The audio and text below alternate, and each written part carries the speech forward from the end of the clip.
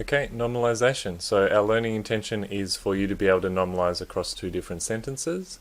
And our success... Normalisation. So I'm going to explain the concept to you and hopefully you'll get an idea of how to do it.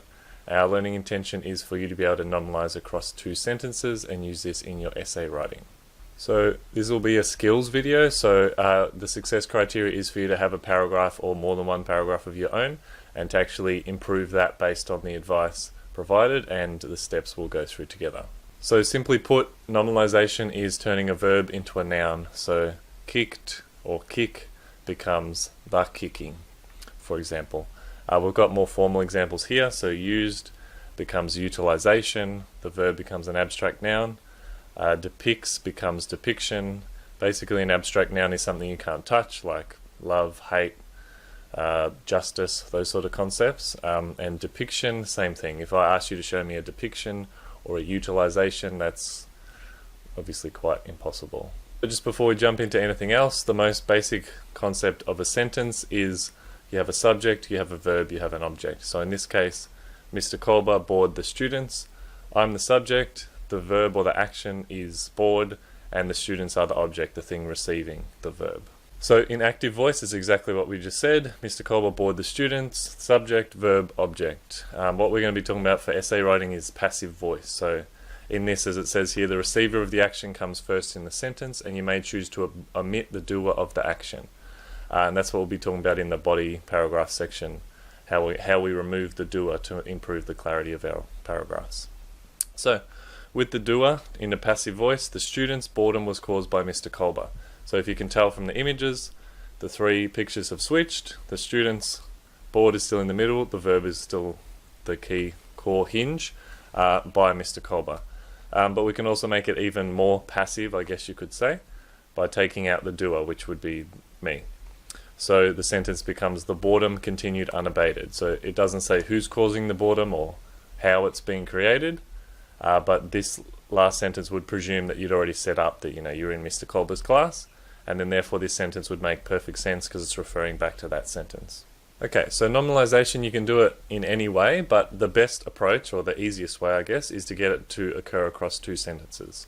So your first sentence can be active, so you would say something like, O'Brien used statistics to present that bank misconduct is a broad issue.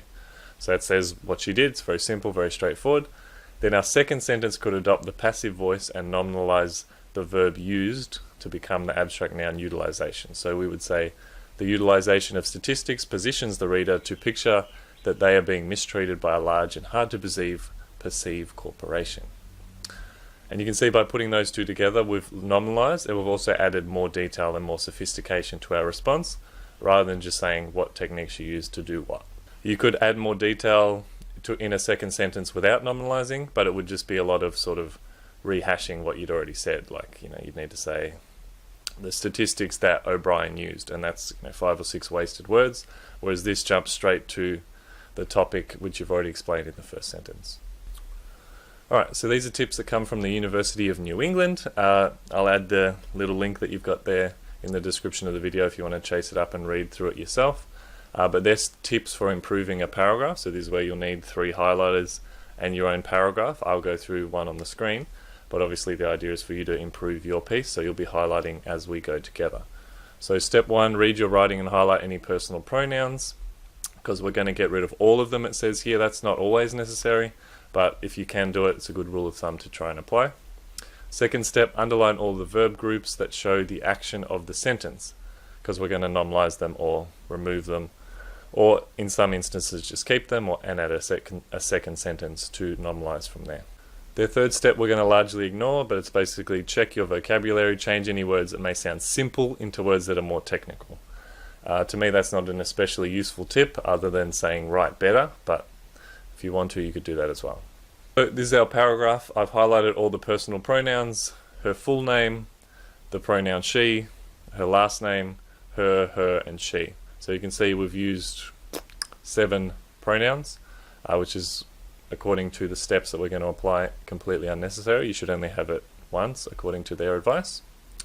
Second step, highlight all the verb groups. So pause the video if you'd like at this point. Do the same for your paragraph. err on the side of being overly generous. Things like argues, supports, positions. Users definitely feel, appeals, referring. Just if you think it might be a verb, highlight it, and then we'll think about how we can improve it or normalize it. And then if you really want, you can do step 3, which is just check your vocabulary. I wrote this paragraph, so I was pretty happy with it. Nothing really jumps out as obviously a problem, so I'm just going to leave it as is. Change 1, we need to remove our personal pronouns. So the key to this is having a really good topic sentence, which this paragraph has. And then we're going to look at all the sentences apart from the topic sentence that have a pronoun in them, and we're going to try and remove that from the sentence, just like we did way back at the start with the doer here. The boredom continued unabated. So we can say things like the statistics instead of saying O'Brien's use of statistics are in the second whatever.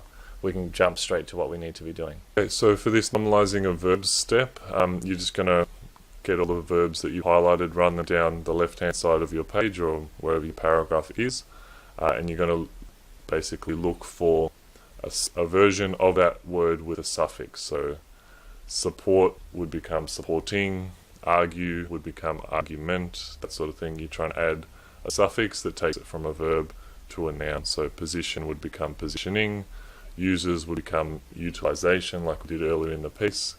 Shifts, I don't have one readily jumping to mind, but you could sort of Google them, plan them out. These sort of lists of verbs that you would use and normalizations of those verbs are the sort of things you're just going to have to sort of drill and repeat until your brain remembers the sort of shifts you want to be making. So referring would probably become a reference or a reference.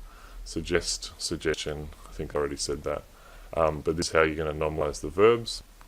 And what you're going to basically do is using these 2 bits of information, you're going to try and look at all the sentences that have pronouns in them, remove the pronouns and jump straight to the actual content, and then you're going to look at the verbs and try and replace those, well, not replace, but get those sentences improved by jumping straight to a normalization of that. Or alternatively, you could use a simple active, passive approach where you keep your sentences the same minus the pronouns, and you add a second sentence that then continues on from that. So for example, if we look at the very first sentence apart from the topic sentence, O'Brien uses the anecdote of a tailor to position the middle class audience. So you could keep that, and then you could, for the very next sentence, would say this utilization of the anecdote, and go on from there, explaining in more detail the effect, the positioning, and the connotations of that sort of thing.